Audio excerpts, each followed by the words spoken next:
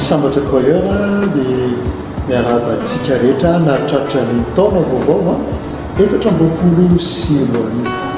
Fifaliana ho anay foana ny fampizara sy mifanerasera amintsika atao anatin'izao pejy izao.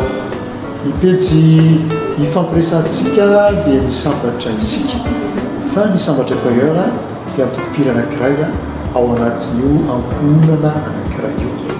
Ny fandriana dia hitondra zavatra lehibe, ny zavatra vaovao ary indrindra fanovana ho any amin'ny fahatsarana eo amin'ny fiainantsika tsirairay avy izao taona efatra ambopolo sy roa arivo izao. Ny fandrianay dia te hiara-iasa mandrakariva aminareo, te fanerasera aminareo indrindra, te hifampizara amintsika izany fitiavan'Andriamanitra izany ny tsara, satria tsisy tsara ohatra ny mifankatia ary na mifankatiavana misy ny fahasambarana.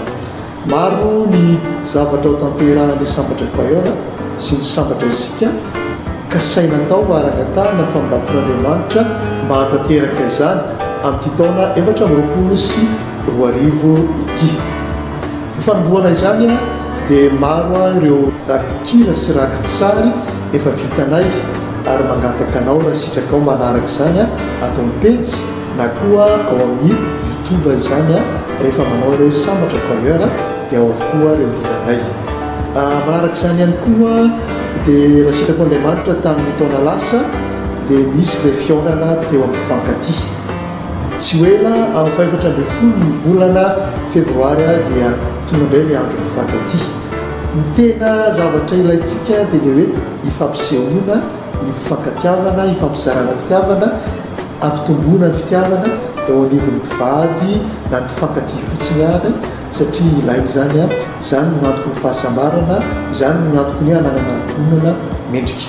Raha sitrako n'Andriamanitra ary amin'ny alarobia efatra ambin'ny folo ny volana febroary izao dia ankalaza izany isika. Ary eto amin'ity toerana mahafinaritra eto amin'ity entanana no anatanterahana izany. Toy ny mahazatra dia misy karatra ho alefa ray sahady tsy ho ela efa azontsika raisina mikambana atao amin'ny sambatra koa ary ny karatra iray dia ho an'ny couple anankiray na fifankatia anankiray. Dia toy izany koa ny fiara-miasa, ny fiditohana, ny filazantsara afaka miara-miasa amin'ireo fiangonana maro samihafa izahay.